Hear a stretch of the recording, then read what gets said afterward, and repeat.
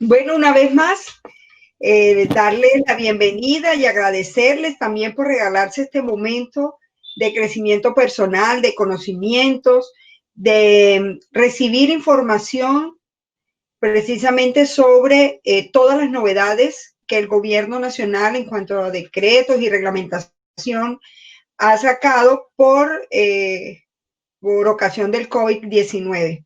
Hoy vamos a hacer la segunda sesión de asuntos laborales y nuestra última sesión de este ciclo de capacitaciones que con la Fundación Pro Bono y sus aliados hemos venido compartiendo con todos ustedes. Damos inicio, Sebastián, por favor, nos presentas a nuestras invitadas de hoy y bueno, aquí estaremos por lo menos una hora acompañándonos en este proceso de crecimiento. Feliz tarde para todos. Listo, muchas gracias Sonia. Muy buenas tardes a todos. Gracias por asistir a este espacio que queremos que sea de mucho provecho para ustedes. El día de hoy, por parte de la Fundación, nos acompañan hoy dos abogadas de la firma Escandón Abogados, que son miembros de la Fundación comprometidos en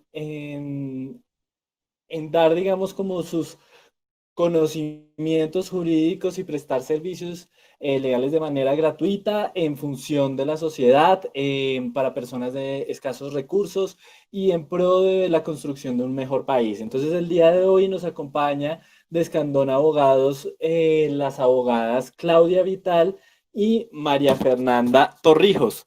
Entonces le doy la palabra a ellas para que puedan exponer el tema del día de hoy, que sabemos que es muy importante para todos ustedes.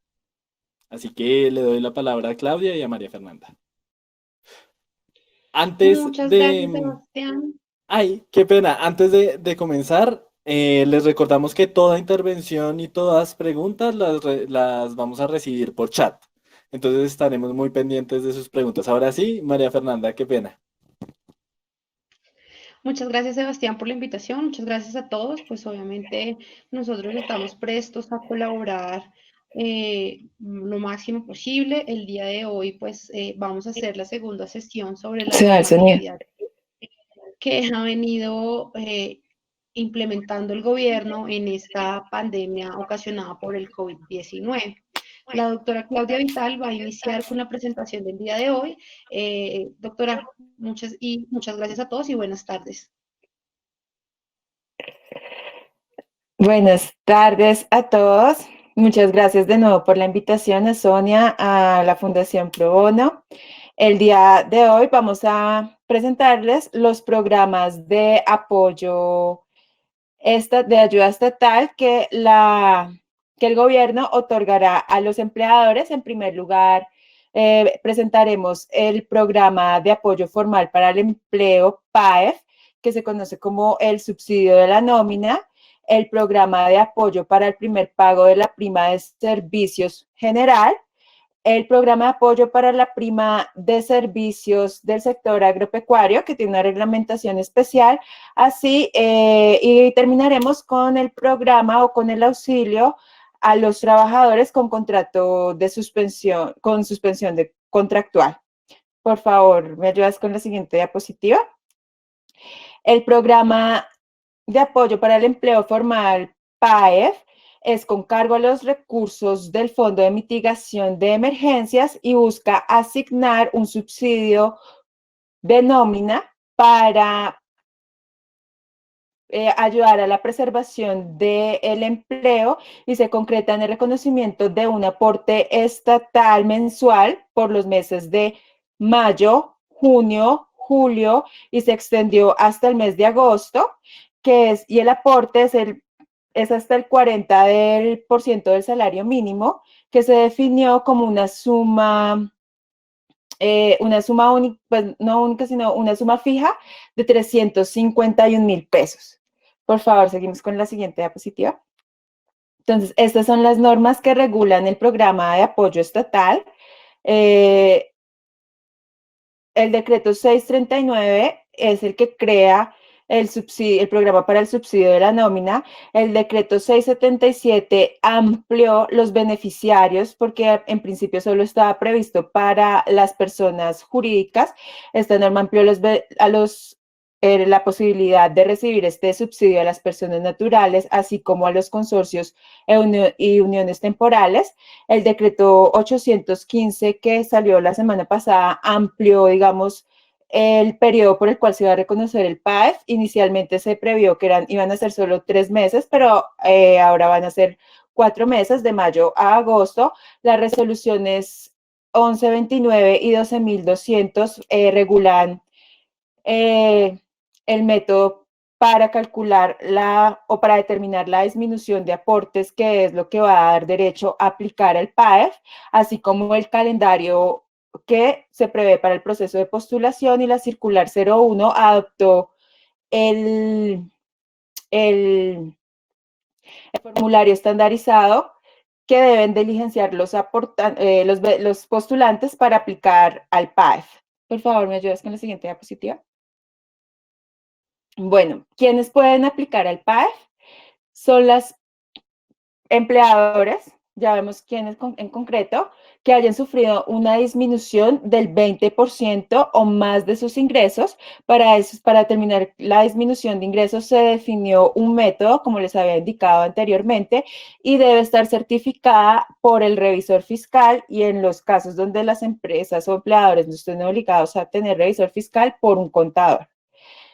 El aporte estatal, para poder aplicar a este beneficio, no se debe haber recibido el aporte estatal en 4 ocasiones. Este requisito es un poco superfluo y les voy a contar por qué está ahí. Es porque en principio se había previsto que las personas que habían recibido líneas de crédito con el Fondo Nacional de Garantías, líneas de crédito de nómina, pudieran aplicar al PAEF hasta agosto. Inicialmente solo estaba hasta julio, pero para estas personas tenían un beneficio extendido, y para que no aplicaran más de 3 veces, como estaba inicialmente previsto, pues se limitó en principio a 3 veces y posteriormente a 4 ocasiones, pero ya este requisito, pues digamos que es superfluo, porque todos pueden postularse al PAEF en 4 ocasiones.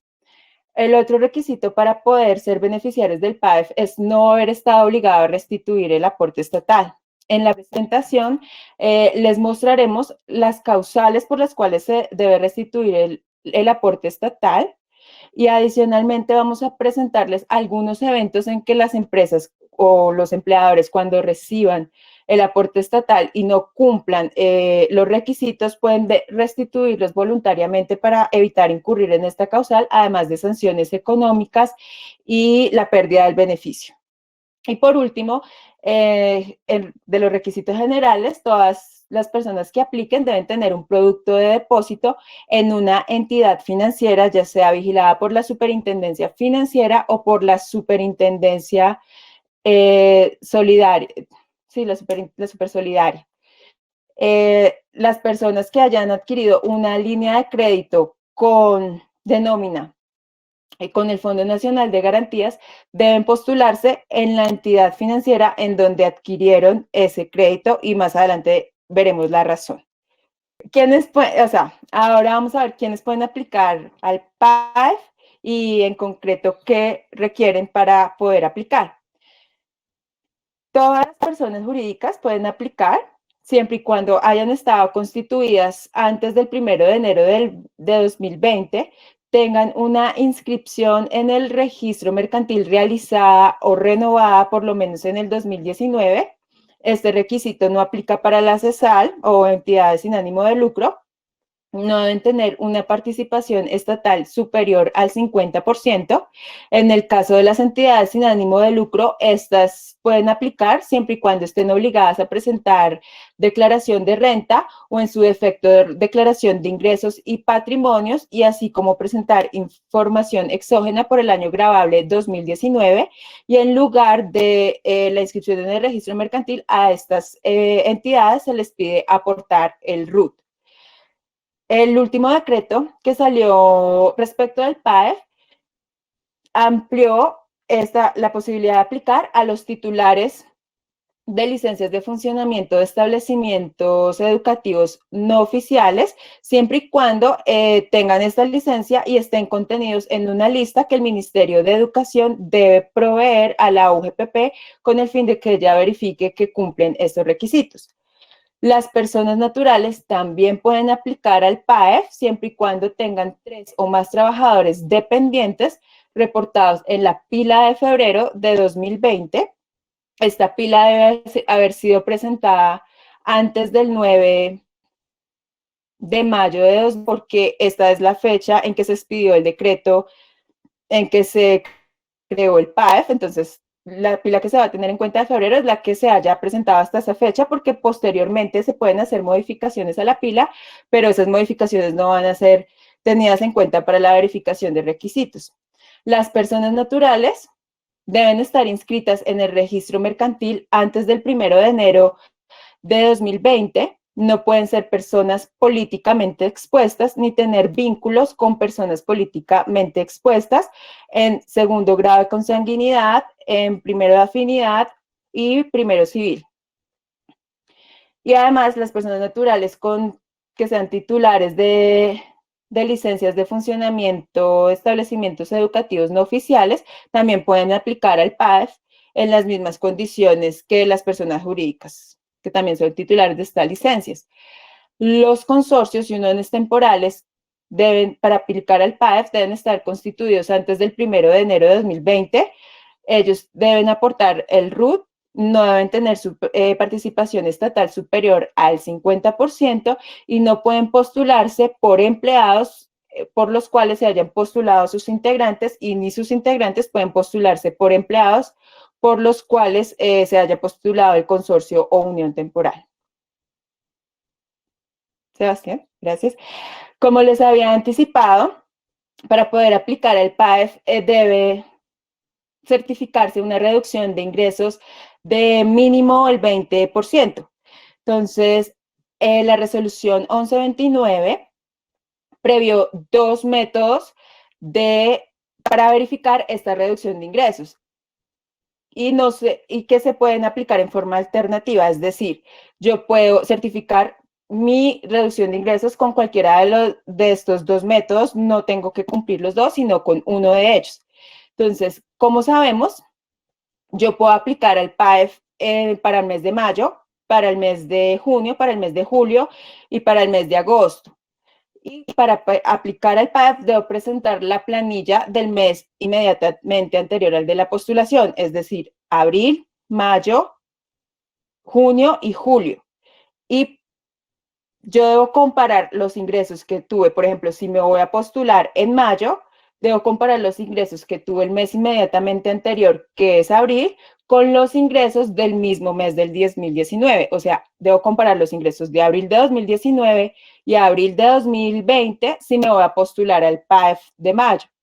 Si me postulo el PAEF de junio, debo comparar los ingresos de mayo de 2019 con los ingresos de mayo de 2020. Si me voy a postular al PAEF de julio, debo comparar los ingresos de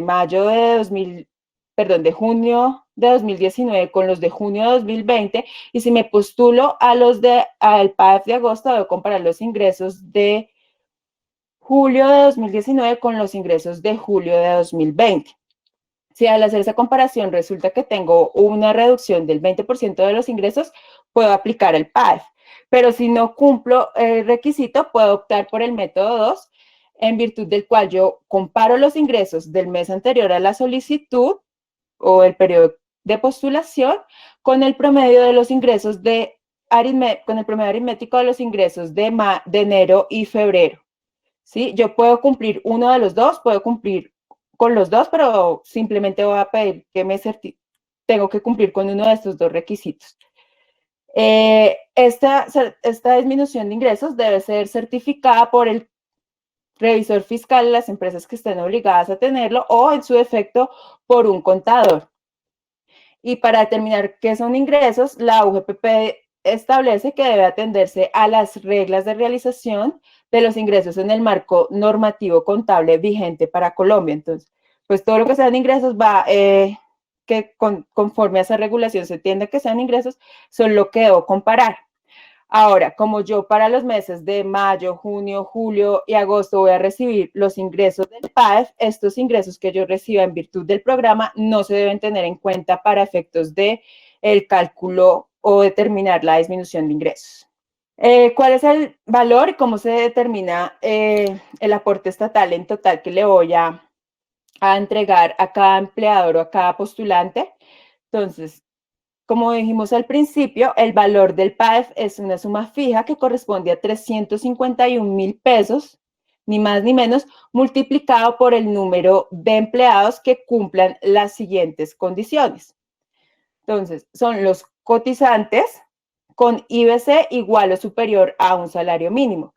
Respecto a este requisito, tenemos que hacer una mención especial en el sentido que la UGPP, a pesar de que el gobierno nacional ha incentivado acuerdos de reducción de jornada y acuerdos de reducción de salario, y en virtud de ello yo estoy reconociendo menos de un salario mínimo mensual, pero que es proporcional al tiempo laborado, la OEPP dijo que en esos casos no pueden aplicar el subsidio, que tienen las personas que deben dar un salario mínimo mensual para el mes en que se vaya a aplicar el subsidio. Los cotizantes que estén reportados en la planilla del mes anterior al de la postulación deben haber cotizado el mes completo.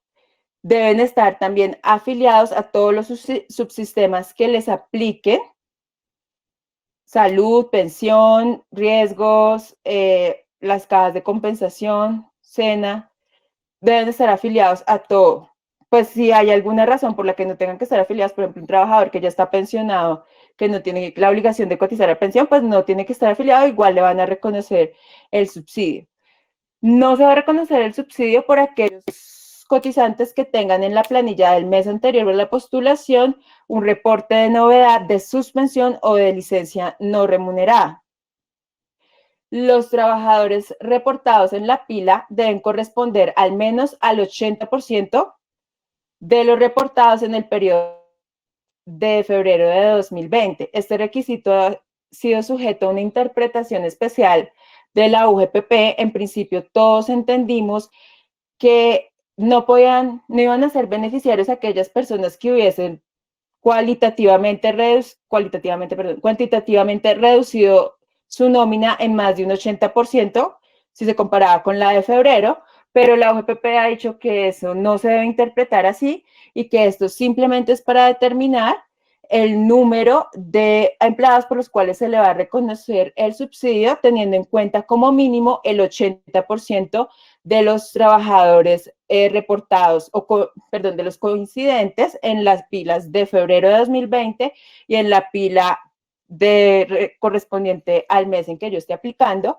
Vamos a ver más adelante unos ejemplos que la misma OGPP ha propuesto para explicar cómo opera este requisito, porque comprendo que ha sido muy difícil entender en qué consiste. Él también, los trabajadores que se van a tener en cuenta para el cálculo del aporte estatal no deben haber sido tenidos en cuenta para el cálculo de otro aportante. ¿Qué quiere decir esto? Que un empleado que tenga 2 empleadores solo se le va a reconocer el subsidio a uno de ellos y va a ser el primero que la UGPP verifique que cumple con los requisitos. Y el último requisito es que el número total de empleados por los que se reconoce el aporte no supere la pila de febrero de 2020 y, como ya les había indicado, debe ser la pila que se haya presentado antes del 9 de mayo de 2020, en el caso del periodo de cotización de febrero. Listo, Sebastián, muchas gracias. El decreto 815, bueno, el último que salió en el tema del PAEF, incluyó cómo se debe aplicar el subsidio cuando ocurre una sustitución patronal. Una sustitución patronal es el cambio de empleador, se cambia un empleador por otro, y entonces en este caso la postulación la debe presentar el nuevo empleador. La disminución de ingresos se debe determinar comparando los ingresos del empleador antiguo o empleador sustitutivo sustituido con el nuevo empleador. Es decir, por ejemplo, si yo voy a aplicar al cálculo, al método 1 para la postulación de mayo, yo voy a comparar mis ingresos de abril de 2019 del antiguo empleador con los ingresos de abril de 2020 del nuevo empleador. O si la sustitución patronal, digamos, ocurrió en abril, yo puedo tener en cuenta los ingresos de abril del nuevo empleador con el promedio aritmético del primer bimestre que haya tenido el antiguo empleador. Y en estos casos de que hayan ocurrido sustituciones patronales, la OGPP puede solicitar documentos adicionales. Vamos a explicar un poquito con mayor profundidad en qué consiste el requisito del 80%. Este requisito establece que en cualquier caso, que los empleados que serán considerados para el cálculo deberán corresponder al menos en un 80% a los trabajadores reportados en la planilla de liquidación de aportes correspondiente al periodo de cotización del mes de febrero a cargo de dicho beneficiario. Para facilitar la comprensión de este requisito, pues nosotros hemos definido algunas categorías para luego ver cómo se aplica esto en los ejemplos que que ha presentado la OGPP, que también les vamos a presentar a ustedes.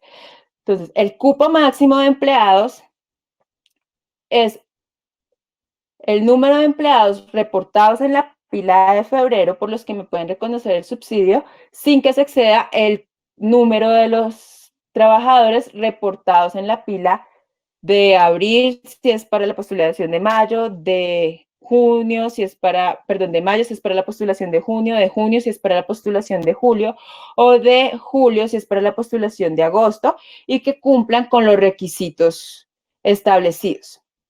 El cupo potencial es el número de empleados por quienes me pueden reconocer eventualmente el subsidio de nómina. No en todos los casos me van a reconocer a todos los empleados que me arroje como resultado. Cumple este requisito del 80% cuando se aplica esta fórmula, que es el número de cotizantes coincidentes por 100 dividido en 80. El cupo aprobado es el número de empleados por quienes efectivamente se reconocerá el subsidio que no puede exceder ni de febrero ni del mes de postulación. Los cotizantes coincidentes, la UGPP, para verificar esto, va a recurrir a la comparación del tipo de documento y número de cédula de los cotizantes que aparezcan en la pila de febrero y en la pila del mes anterior al de la postulación. Y los cotizantes adicionales son los que no estaban reportados en la pila de febrero, pero que sí están reportados en la pila del mes anterior y por los cuales me pueden reconocer el subsidio también. Entonces aquí vamos a ver unos ejemplos del criterio de proporcionalidad. Yo traté de ser fiel a los ejemplos de la OGPP, por eso vamos a ver cifras, pues las mismas cifras, yo no cambié de nada, pero ustedes lo pueden ajustar a la proporción del número de empleados que ustedes tengan para verificar si pueden o no cumplir con este requisito. Entonces, acá tenemos que en la pila de febrero yo reporto 100 cotizantes. En la pila del mes anterior al de la postulación, yo reporto 100 cotizantes y cuando la UGPP hace la validación de las cédulas de estos cotizantes con los de estos cotizantes, se da cuenta que los 100 coinciden. En este caso, me van a reconocer 100,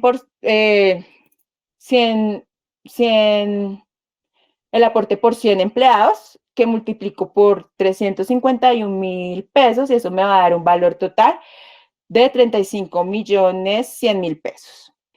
Este es otro ejemplo donde en la pila de febrero yo reporto 100 cotizantes, reduzco mi nómina a 80 cotizantes para el mes anterior de la postulación, pero en este caso, al hacer la validación de número de cédulas, la OGPP verifica que son los 80 cotizantes que yo reporté coinciden con el mes de los cotizantes por los 80, que multiplicado por el valor individual del aporte me va a dar esa cifra en total.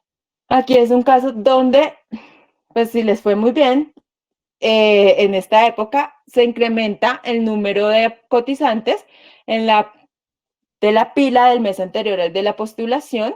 La pila de febrero tenemos 100 cotizantes, la pila de abril, mayo, junio, julio, dependiendo del periodo de postulación, tengo 120 cotizantes y solamente 100 de estos coinciden. Entonces, la OGPP me va a reconocer el aporte por 100 cotizantes porque recordemos que no puede superar el número de cotizantes que yo haya reportado en la pila de febrero. No me va a reconocer los 120, sino solamente 100. Entonces, esos 100 los multiplico por el valor individual de subsidio que se reconocerá por trabajador y eso me da la cifra total que me va a reconocer en virtud del aporte estatal. Acá vemos que ahí en febrero reportamos 100 cotizantes. En el mes anterior de la postulación reportaron solo 100 cotizantes, pero también reportaron 100 cotizantes, pero solo me coinciden 70 cotizantes. Aquí es donde la OGPP dice que hay una reducción superior al 80% de la nómina y en ese caso pues se aplica la fórmula para determinar cuál es el cupo potencial. En este caso se multiplica el número de los cotizantes coincidentes por 100, se divide en 80 y me da que me puede reconocer 87, el aporte de 80 por 87 trabajadores, de los cuales 70 serán para los cotizantes coincidentes y van a ser 17 aportes adicionales que la OGPP seleccionará de manera aleatoria. Y ese número lo multiplico por el valor individual del subsidio y esto me da el total que me van a reconocer.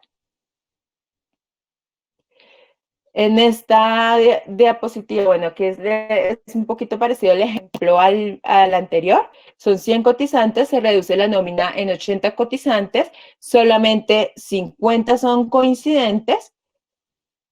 Al aplicar la fórmula me da que me pueden reconocer el subsidio por 62 trabajadores y como no excede ni la pila de febrero ni la pila del mes anterior a la postulación, me van a reconocer el aporte por 62 cotizantes, 50 de ellos que son los coincidentes, que son el 80% de esto, y 12 cotizantes adicionales que los selecciona aleatoriamente la OGPP. O sea, por la nómina de 80 que yo tengo en mayo, en abril, por ejemplo, si me postulé a mayo, me van a reconocer solo 62. Listo. Acá es 100%, tengo 100 cotizantes en el mes de febrero. Aumenté mi nómina en el mes anterior de la postulación, solo 90 de ellos son cotizantes. Al aplicar la fórmula, me da que el cupo potencial son 112, pero fíjense que este número excede la planilla de febrero. Entonces, como excede la planilla de febrero, solo me pueden reconocer, este es el límite, solo me pueden reconocer 100 aportes, 90 coincidentes y 10 adicionales, que se seleccionarán de manera aleatoria. Multiplico el número de cupos aprobados por el subsidio que individualmente se debe reconocer por trabajador y eso me va a dar el total del valor del aporte estatal. Listo. ¿Cómo es el proceso de postulación para obtener el aporte estatal? Entonces, como les había dicho, deben aplicar las personas que cumplan con los requisitos en mayo, junio, julio y agosto. El calendario de agosto aún no se ha reglamentado porque esta extensión hasta agosto se introdujo hasta la semana pasada y todavía no se ha expedido reglamentación. Entonces, eso está por definir. Para la postulación de mayo, el calendario para presentar las solicitudes era del 22 de mayo al 29 de mayo de 2020 y como requisito, el solicitante debía tener pago la planilla del mes de abril, que era con la que se postulaba, a más tardar el 22 de mayo.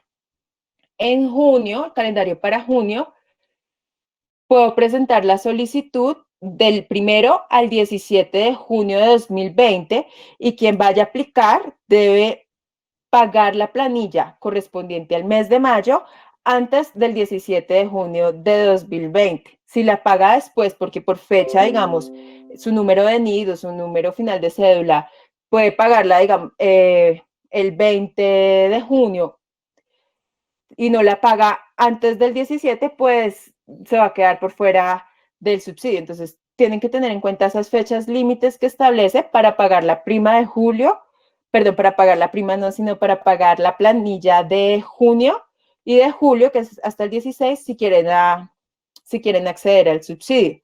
Yo me debo postular en la entidad financiera donde tenga mi producto de depósito que debe estar activo y para ello debo presentar un formulario. Ese formulario lo puso a disposición, bueno, lo diseñó la UGPP y lo pone a disposición de los postulantes, las entidades financieras. Este proceso se hace de manera virtual, entonces se descarga de la entidad financiera donde yo vaya a aplicar y contiene la identificación del postulante y el representante legal cuando aplique, si es una persona jurídica, la intención de ser beneficiario del PAEF y que no se trata de una entidad estatal que tenga una participación superior al 50%. Este formulario debe ir firmado por el representante legal y la firma puede ser escaneada, puede ser digital, puede ser manuscrita. Digamos que la UGPP o el requisito para la firma del formulario fue muy flexible porque se puede emplear cualquier tipo de firma. Adicionalmente, se debe presentar una certificación que debe ir firmada por el representante legal y por el revisor fiscal, las personas jurídicas o que tengan obligación de tener revisor fiscal o en su defecto por un contador, donde se certifique la disminución del 20% de los ingresos de acuerdo con los métodos que vimos al inicio de la presentación, que el pago del salario del mes inmediatamente que los salarios, sí, que los salarios del mes inmediatamente anterior de la postulación ya están pagos y en el caso únicamente de la postulación del mes de mayo se permitía que se certificara el compromiso de pagar los salarios una vez dentro de los 5 días siguientes a la recepción del aporte estatal de la postulación de mayo. Listo. Digamos que con la presentación del formulario se aceptan las condiciones del programa PAEF. La postulación no implica la aceptación. La UGPP debe verificar el cumplimiento de los requisitos para acceder al PAEF y la postulación debe hacerse cada vez o todos los meses en que se quiera aplicar. O sea, yo con la postulación que hice en mayo no puedo esperar que me tengan en cuenta para junio, para julio, para agosto. Yo tengo que cada mes hacer el mismo procedimiento en las fechas establecidas. Este es como el resumen del proceso que se deben surtir para la aprobación, para el desembolso de los recursos. Entonces, una vez los postulantes presenten a la entidad financiera que hayan elegido, presenten su solicitud, la entidad financiera debe remitirla a la UGPP en estas fechas para que la UGPP valide. Yo no tengo que aportar la pila. La pila, esto ya la maneja como hay un sistema como de cruce de información. La UGPP tiene acceso a esa información y ellos van a verificar la pila si es de mayo, la pila de abril, si es de junio, la pila de mayo, si es de julio, la pila de junio y si es de agosto, la pila de julio. ¿Sí? Y tienen hasta estas fechas para remitir los documentos a la UGPP. Posteriormente, la UGPP emitirá un concepto de conformidad en el cual va a indicar el número total de empleados por los cuales se reconoce el aporte y la identificación de cada uno de ellos. Entonces, ustedes van a saber exactamente por qué trabajadores le reconocieron el auxilio de la nómina y lo deben hacer en esas fechas. Una vez la entidad financiera reciba el concepto de conformidad de la OGPP, esta elaborará la cuenta de cobro y la acompañará con el concepto de conformidad para enviarla al Ministerio de Hacienda con el fin de que ellos desembolsen los recursos que haya aprobado la OGPP. La Dirección de Crédito Público del Ministerio de Hacienda consignará a las entidades financieras, una vez recibida la cuenta de cobro, pues estimen por ahí más o menos un día, y las entidades financieras, una vez reciban el aporte al día siguiente, deben consignar el aporte al empleador. Y el empleador debe, a su vez, consignar el aporte a los trabajadores por los quienes les reconocieron el subsidio. Las fechas del mes de agosto están por definir. ¿Listo? Las causales de restitución del aporte estatal. La primera es incumplir los requisitos para ser beneficiario. Por ejemplo, si por alguno de los trabajadores no te venga lo que les explicaba anteriormente, hubo una reducción en su nómina de más que excedió el salario mínimo, pero al cotizar por un salario mínimo, la OGPP le reconoció el subsidio, entonces lo mejor es que yo devuelva ese aporte de manera voluntaria porque no tenía derecho a recibir ese auxilio. Y recuerden, o les anticipo, que la OGPP tiene 3 años para verificar o para fiscalizar esos recursos.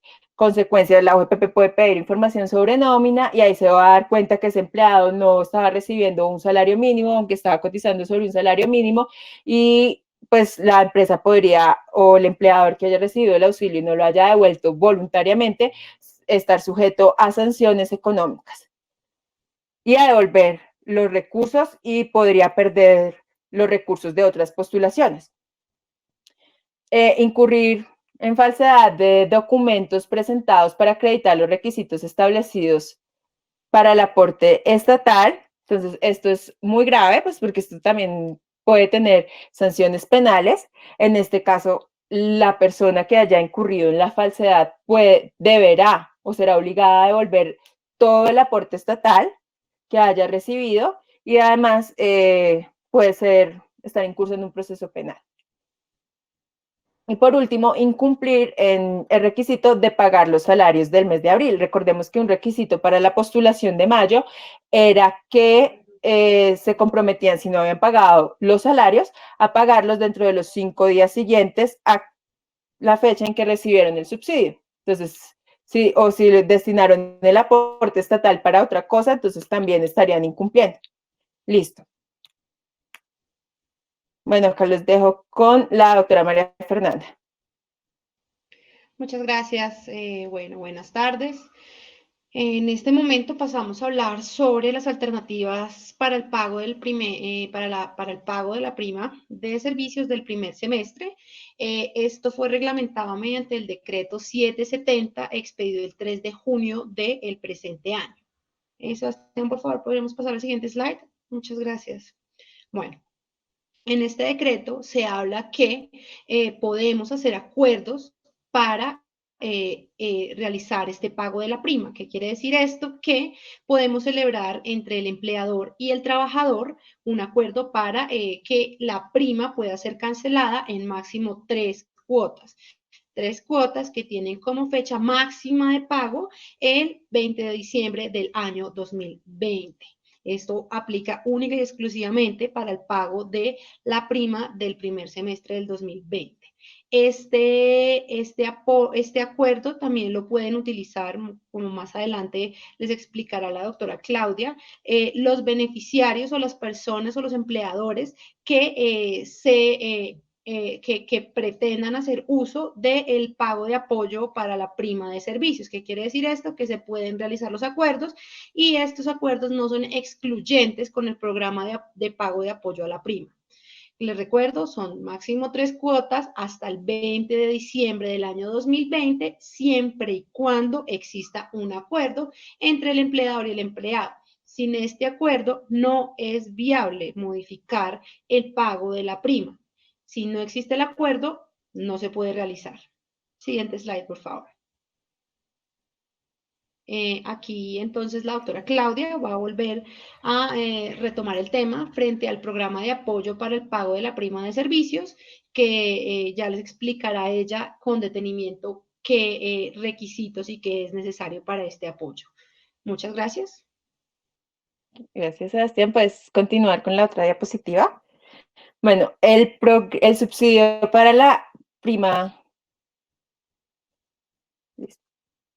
El subsidio para la prima, para el primer pago de la prima de servicios, pues es otro aporte estatal con el cual se pretende apoyar a los empleadores para que puedan pagar la prima de servicios correspondiente al primer semestre del año. Los requisitos, digamos que este programa fue creado mediante un decreto, el decreto 770 de 2020, que salió la semana pasada. Todavía no ha sido reglamentado, por lo tanto, pues hay que esperar a que el encargado de reglamentar este programa, es el Ministerio de Hacienda, expida el decreto correspondiente para que nos permita tener mayor claridad y precisión sobre los requisitos y cómo vamos a poder acceder a este beneficio. Entonces, en general, al igual que el PAEF, para el PAP se requiere tener un producto de depósito en una entidad financiera y tener una disminución certificada del 20% o más de los ingresos. El método para determinar la reducción de ingresos va a ser reglamentado por el Ministerio de Hacienda, y una vez expida la resolución, pues habrá que estar pendientes para saber si se puede o no aplicar al PAEF en la medida que se cumpla este requisito. Sí, al PAEF, no, perdón, al PAP. Siguiente. No, anterior. El requisito también pueden aplicar, no anterior, no siguiente, por favor. Al PAP, al Programa de Apoyo para el Pago de la Prima, pueden aplicar las personas jurídicas, personas naturales, consorcios y uniones temporales, digamos que son los mismos requisitos que ya expusimos para el programa de apoyo al empleo formal o el subsidio de nómina, son los mismos requisitos para el pago del subsidio de la prima. El valor del aporte estatal para el pago de la prima va a ser la cifra de 220,000 pesos multiplicada por el número de empleados, y en este caso serán los trabajadores dependientes que tengan un IBC desde un salario mínimo hasta 1,000,000 de pesos. Vamos a ver, pues estamos esperando la reglamentación porque habrá casos donde por alguna razón de alguna novedad pueden haber IBCs diferenciados reportados en la planilla. Entonces vamos a ver cómo se reglamenta esto para saber cómo se cumple este requisito. Este requisito deben aplicar los empleados, o se aplicará por los empleados reportados en la pila del mes de junio. Es decir, con esto quiere decir que hasta que no se finalice junio, el mes de junio, no se podrá hacer una postulación para acceder al subsidio de la prima, porque se debe tener la pila de junio. Entonces, a partir del 1 de julio, suponemos, o en una fecha posterior al 30 de julio, comenzarán las postulaciones para el pago del aporte estatal de la prima. También los empleados individualmente considerados, que serán tenidos en cuenta para el cálculo de la prima, van a ser los reportados en la pila de mayo y abril de 2020. Hay que ver la UGPP cómo nos sorprende de cómo va a aplicar este requisito, y que el trabajador no haya sido tenido en cuenta para el cálculo del aporte estatal de la prima de otro beneficiario, al igual que el PAEF. Solo en el caso que una persona tenga 2 empleadores, solo se va a reconocer por un solo empleador. Siguiente diapositiva, por favor. La postulación al PAP es presentar una solicitud donde se manifieste la intención de ser beneficiario del PAP, una certificación de ingresos donde se certifique la disminución de los ingresos, que también debe ir firmada por el representante legal y por el revisor fiscal o en su defecto el contador, y el número de primas que se pretenden subsidiar con el aporte estatal. Siguiente. La restitución del aporte estatal, pues básicamente son las mismas causales que se expusieron en el PAF, que son incumplir los requisitos para ser beneficiario de la prima o incurrir en una falsedad de los documentos presentados para aplicar al aporte estatal. Siguiente, por favor. Bueno, en el sector agropecuario, a través del decreto 803 del 4 de junio de 2020, se previó una reglamentación especial para subsidiar la prima que deben reconocer los trabajadores o productores del campo. Por favor, siguiente. A este aporte estatal pueden aplicar personas naturales que sean trabajadoras o productoras del campo. Acá, pues la redacción puede prestarse a confusiones. Las personas que van a aplicar el beneficio de la prima para el sector agrario tienen que ser empleadoras. No aplica para trabajadores independientes, tienen que ser empleadoras y esto se aclara con los siguientes requisitos. También deben tener una disminución certificada por un revisor fiscal o un contador según el caso, del 20% más de sus ingresos. El método para definir la reducción de ingresos también está pendiente de reglamentación, todavía no se tiene esa información. Adicionalmente, la persona que se postule al PAP del sector agrícola debe tener también un producto de depósito en una entidad financiera, que es igual que en los anteriores programas. Debe tener trabajadores que coticen en la pila desde antes del 1 de febrero de 2020 y la persona natural debe tener 3 o más empleados reportados en la pila de febrero para poder aplicar el programa de apoyo de la prima de servicios, y no puede ser persona políticamente expuesta ni tener vínculos familiares con personas políticamente expuestas. Acá la gran diferencia entre el PAP del sector agrícola y el PAP general es que las personas no tienen la obligación de estar inscritas en el registro mercantil. Como no se ha expedido la reglamentación correspondiente, pues nosotros consideramos que es beneficio del PAP del sector agrícola debe ser excluyente del PAP general, es decir, quien aplique al PAP general no puede ser beneficiario del PAP del sector agrícola, y quien aplique al PAP del sector agrícola no puede ser beneficiario del PAP general.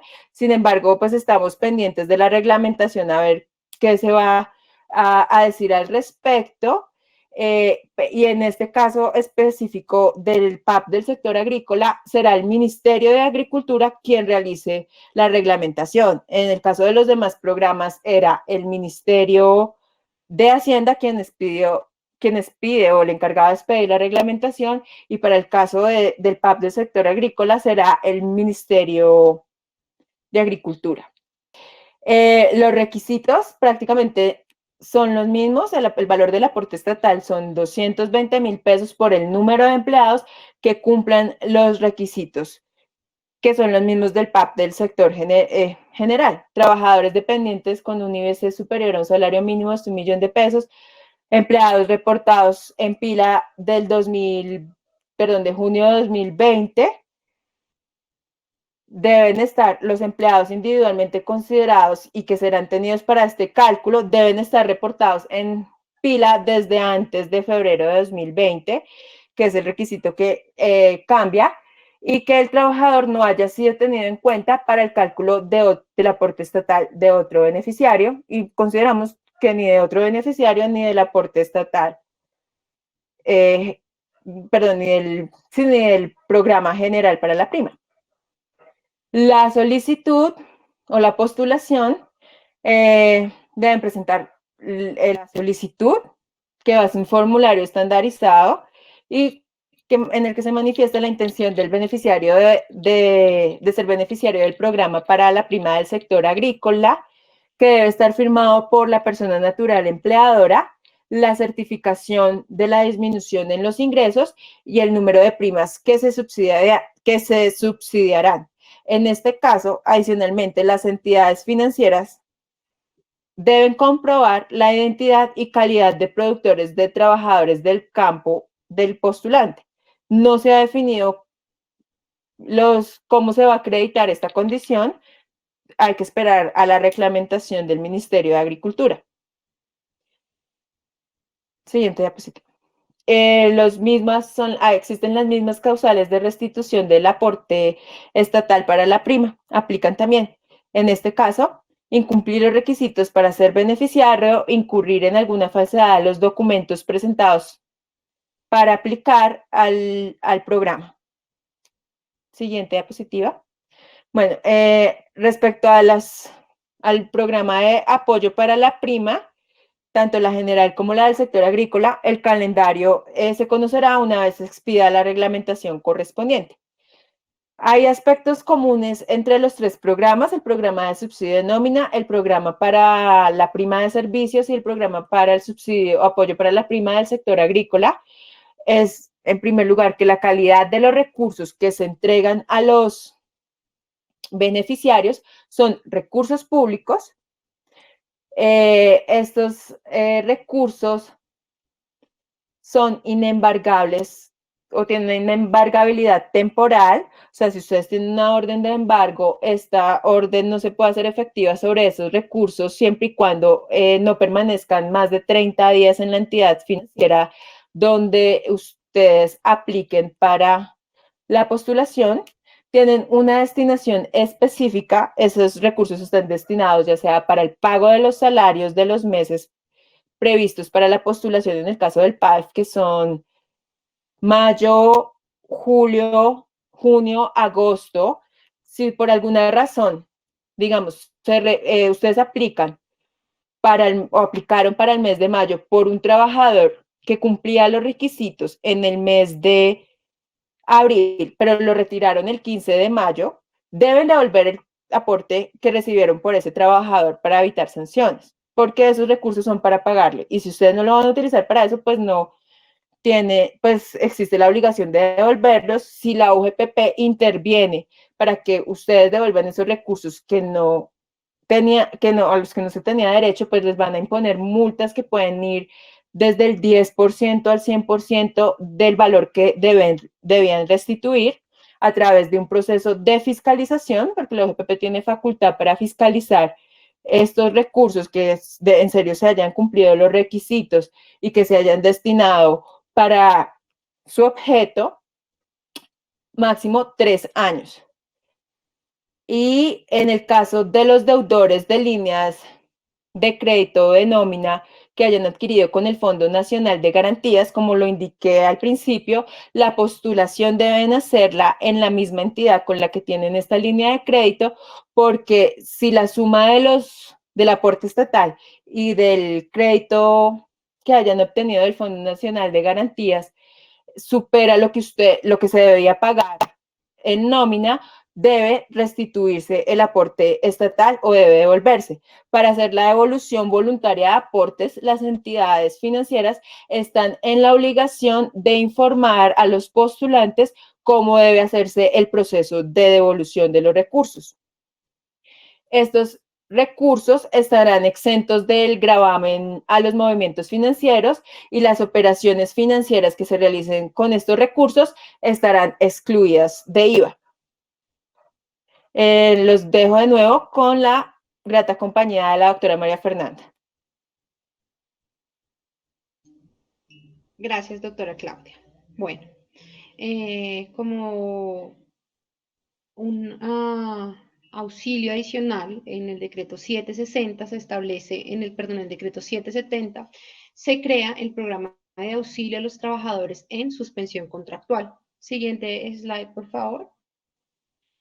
Bueno, Este programa de auxilio a los trabajadores en suspensión contractual se encuentra en cabeza del Ministerio de Trabajo, a diferencia de los otros dos subsidios o programas económicos que explicó la doctora Claudia Vital, que se encuentran en cabeza del Ministerio de Hacienda. Este subsidio específicamente se encuentra en cabeza del Ministerio de Trabajo, acá con cargo a los recursos del Fondo de Mitigación de Emergencias, FOME.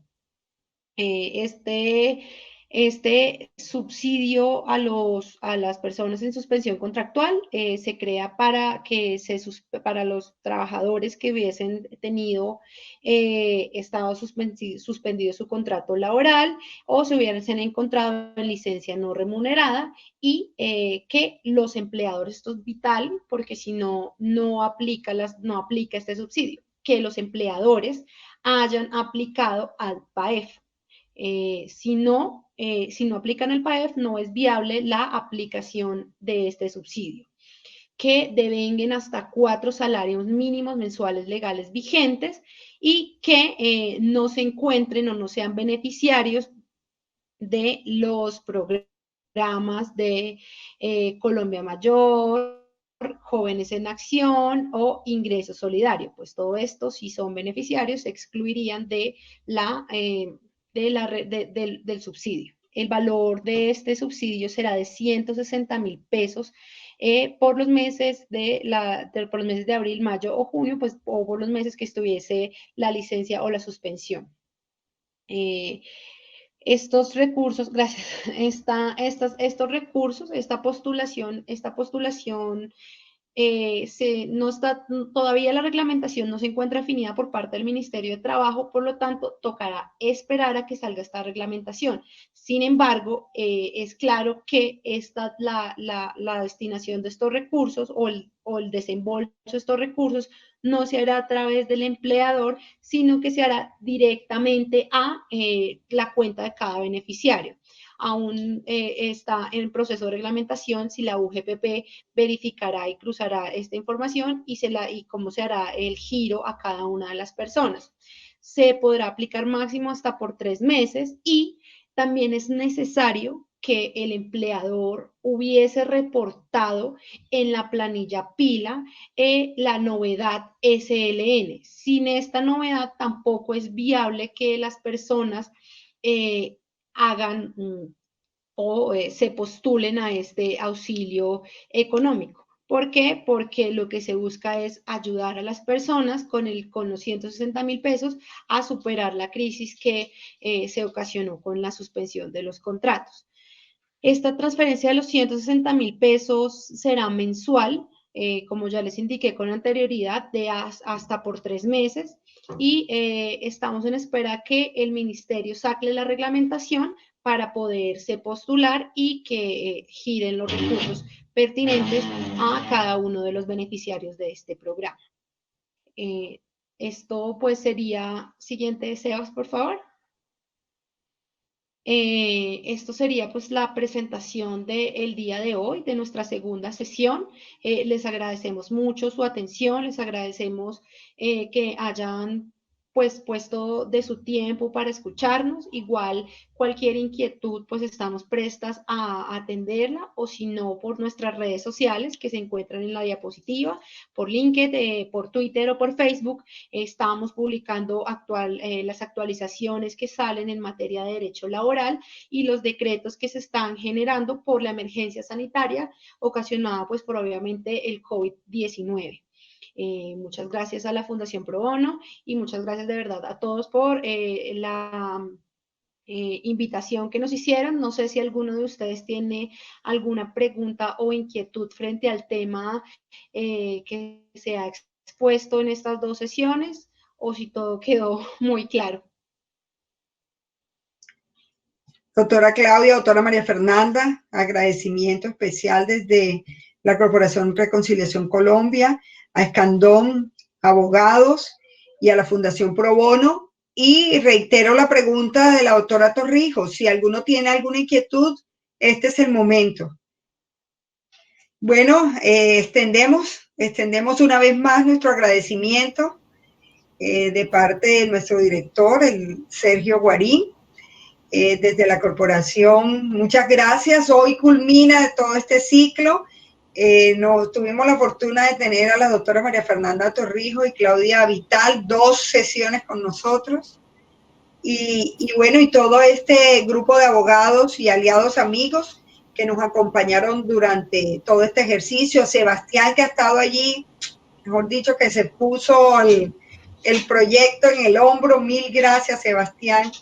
A todos los beneficiarios de la corporación, a todos los invitados también. Sebastián. Sí, claro. A ustedes muchas gracias, a todos los asistentes, muchas gracias por acompañarnos. Nuevamente a Claudia y a María Fernanda, abogadas de Escandón Abogados, muchas gracias por acompañarnos y por aceptar esta invitación. Y bueno, creo que ya Sonia dará paso para el siguiente ciclo de charlas que vayan a tener. Nos pueden encontrar en la página web de la Fundación, que es www.probono.org.co, donde también estaremos subiendo toda la información también relacionada con el COVID, y también podrán ver todos estos videos del ciclo legal. Entonces le doy paso ya a Sonia para que cierre y muchas gracias a todos. Gracias, Sebastián. Feliz tarde y gracias a todos. Muchas gracias. Muchas gracias, que estén muy bien. Gracias. Gracias, Claudia. Gracias, Sonia. Gracias a todos. Gracias, equipo. Excelente tarde. Hasta luego.